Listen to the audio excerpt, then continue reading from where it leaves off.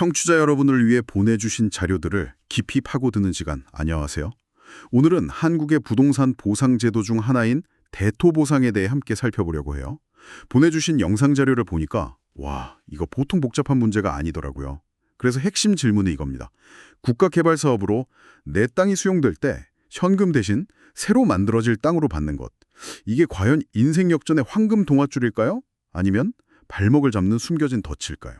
네, 오늘 우리가 함께 들여다볼 자료가 바로 그 지점을 아주 날카롭게 파고들고 있어요. 대토보상이라는 제도 자체의 허점부터 시작해서 이걸 또 해결하겠다고 나온 대토보상 리츠라는 금융상품 있잖아요. 거기까지의 위험성을 경고하고 있죠. 오늘 우리의 목표는 이 제도의 겉모습, 그러니까 세금 혜택 같은 장점 너머에 숨어있는 아주 현실적인 위험들을 하나하나 꺼내서 명확하게 이해하는 겁니다. 좋습니다. 그럼 바로 본론으로 들어가 보죠. 일단 가장 기본적인 개념부터 짚고 넘어가야 할 것 같아요. 대토보상, 말 그대로 땅을 대신 땅으로 보상받는 방식. 아주 간단하게 들리는데요. 보내주신 자료에서 가장 먼저 강조하는 장점이 바로 세금 혜택이더라고요. 맞아요. 그게 가장 큰 유인책이죠. 구체적으로 양도소득세를 당장 내지 않고 나중에 그 땅을 팔 때까지 미룰 수 있는 과세 이연 효과가 있거든요. 지금 당장 수억 원의 세금을 내야 할 걸 나중으로 미뤄주니까 이것만 보면 굉장히 설깃한 제안처럼 보이죠. 그렇죠. 일종의 세금 알람 스노즈 버튼 같은 거네요. 지금 당장 안 내도 되니까 일단은 이득인 것처럼 느껴지고요. 그런데 보내주신 영상을 보니까 강연자는 그 달콤함 뒤에 어마어마한 불확실성이 숨어 있다고 바로 경고하더라고요. 바로 그게 핵심입니다. 세금 혜택이라는 당분에 보고 덥석 물었는데 그 뒤에 따라오는 문제가 한두 가지가 아니에요. 첫째, 내가 어떤 땅을 받게 될지 아무도 모른다는 거예요. 위치, 면적, 용도, 모든 게 미정이죠. 둘째, 그리고 이게 가장 치명적인데 언제 받을지 알 수가 없다는 겁니다. 자료에서는 이 기간이 최소 5년에서 길게는 10년 이상 걸릴 수 있다고 지적해요. 10년이요? 네, 10년입니다. 잠깐만요. 그럼 그 10년 동안 제 땅은 이미 국가에 수용돼서 사라졌는데 현금은 한 푼도 못 받고 그냥 하염없이 기다려야 한다는 뜻인가요? 와, 생각만 해도 너무 답답한데요? 내 자산은 공중에 떴는데 당장 쓸 수 있는 돈은 없는 심각한 유동성 위기에 빠질 수 있다는 거잖아요. 정확합니다. 그게 바로 대토보상의 첫 번째 함정이에요. 내 소중한 자산이 미래에 땅 받을 권리라는 아주 애매한 형태로 묶여버리는 거죠. 그동안 급전이 필요해져도 손 쓸 방법이 마땅치 않고요.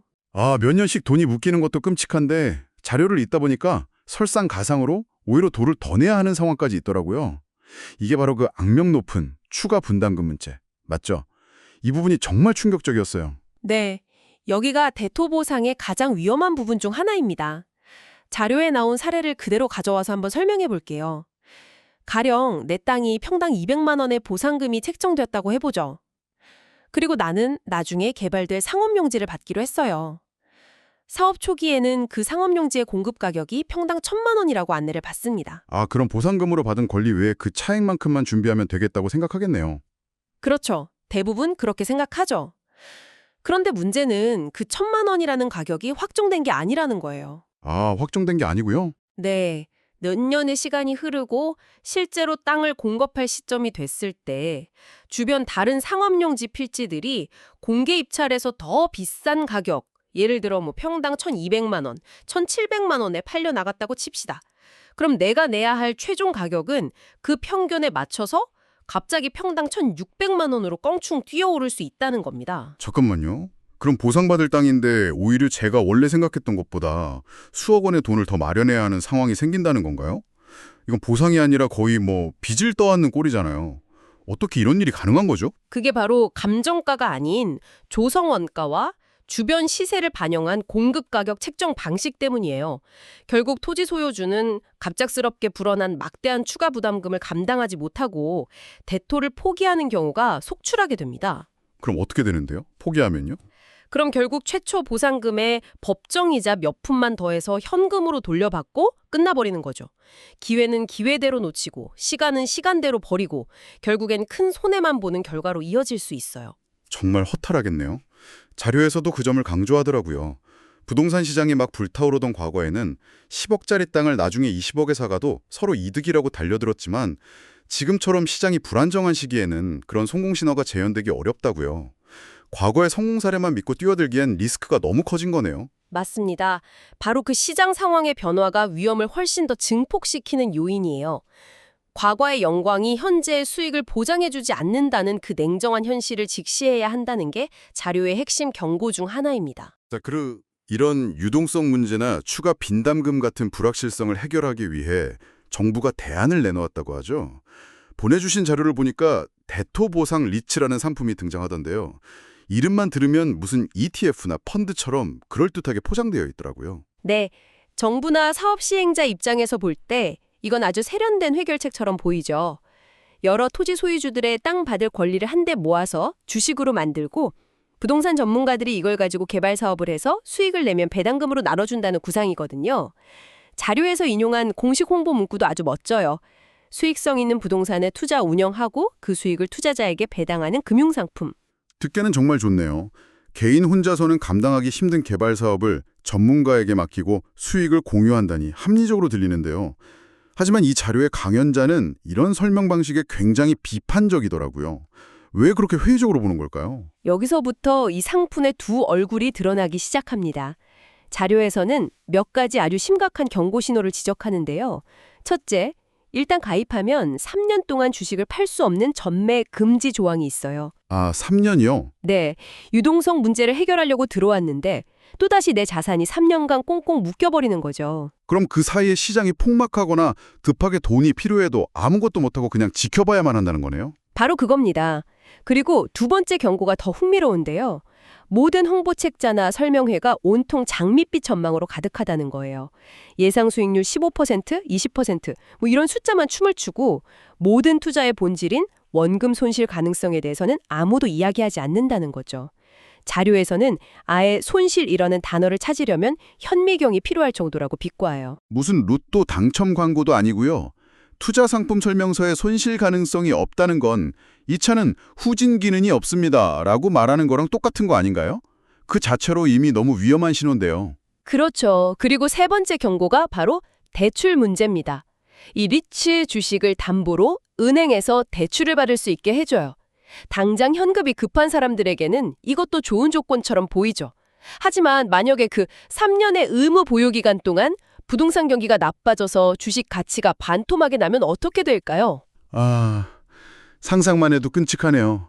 내 주식 가치는 폭락하고 있는데 법 때문에 팔지도 못하고 그런데 그 가치 없는 주식을 담보로 받은 대출 이자는 꼬박꼬박 내야 하는 상황이군요. 내 돈으로 받은 주식 때문에 오히려 내 돈으로 빚 이자를 막아야 하는 최악의 상황이네요. 정확해 보셨어요. 성공하면 큰 수익을 얻을 수 있겠지만 실패했을 때의 위험은 온전히 투자자 개인이 감당해야 하는 구조인 거죠. 그런데 설명회에서는 아무도 그 실패 시나리오를 말해주지 않는다는 게 문제의 핵심입니다. 정말 복잡하네요. 그런데 이 상황에 기름을 붓는 존재들이 또 있더라고요. 바로 제3자인 컨설팅 업체나 브로커들인데요. 이 사람들은 도대체 어떤 역할을 하는 건가요? 이들은 토지 소유주들의 그 절박한 심리 그리고 현금 수요를 아주 교묘하게 파고들어요. 예를 들어 이렇게 접근하는 거죠. 사장님, 10억 원 보상받으실 권리 저희가 11억 원에 바로 현금으로 바꿔드릴게요. 11억이요? 네. 토지 소유주 입장에서는 몇 년을 기다려야 할지도 모르는 권리를 당장 1억이나 더 얹어서 현금으로 준다니 귀가 쏠깃할 수밖에 없죠. 와, 그건 정말 뿌리치기 힘든 유혹이겠는데요. 하지만 당연히 여기에도 함정이 있겠죠. 세상에 공짜는 없으니까요. 물론입니다. 보내주신 자료가 지적하는 함정의 실체는 이렇습니다. 그 11억 원은 사실 그 브로커의 돈이 아니라 토지 소유주 즉 당신의 명의로 은행에서 받은 대출금이라는 거예요. 제 명의로요? 네. 브로커들은 자신들을 업무 대행사라고 소개하면서 모든 서류 절차를 대신 처리해주지만 대출 계약서의 채무자는 바로 당신인 거죠. 와, 그 수법은 정말 대담하네요. 결국 제 이름으로 대출을 받아서 자기들 사업 자금으로 쓰는 거잖아요. 이건 거의 사기 수준 아닌가요? 법의 경계선을 아주 아슬아슬하게 넘나드는 거죠. 만약에 사업이 잘 안 돼서 망하면 어떻게 될까요? 모든 법적 책임과 빚은 명의자인 토지 소유주에게 남게 됩니다. 브로커들은 그냥 업무 대행만 했을 뿐이라며 쏙 빠져나가고요. 그럼 반대로 사업이 잘 되면요? 반대로 사업이 대박이 나면 그들은 자신들이 모든 기획과 실행을 도맡아 했기 때문에 성공 수익의 대부분은 자신들의 몫이라고 주장합니다. 결국 토지 소유주는 원금에 약간의 이익만 얻고 수십, 수백억의 개발 이익은 브로커들이 전부 가져가는 구조가 될 수 있다는 겁니다. 듣고 보니 정말 기가 막히네요. 결국 토지 소유주는 이름만 빌려주고 모든 위험을 떠안는 바지사장이 되는 셈이군요. 그렇다면 이 모든 내용을 종합했을 때 지금 대토보상을 고민하고 있는 분들에게 이 자료가 던지는 가장 핵심적인 메시지, 그건 뭐라고 정리할 수 있을까요? 결론은 한 단어입니다. 극도의 신중함. 자료의 강연자는 이렇게 경고해요. 유튜브를 켜든 설명회에 가든 어딜 가도 성공 신화만 들릴 거라고요.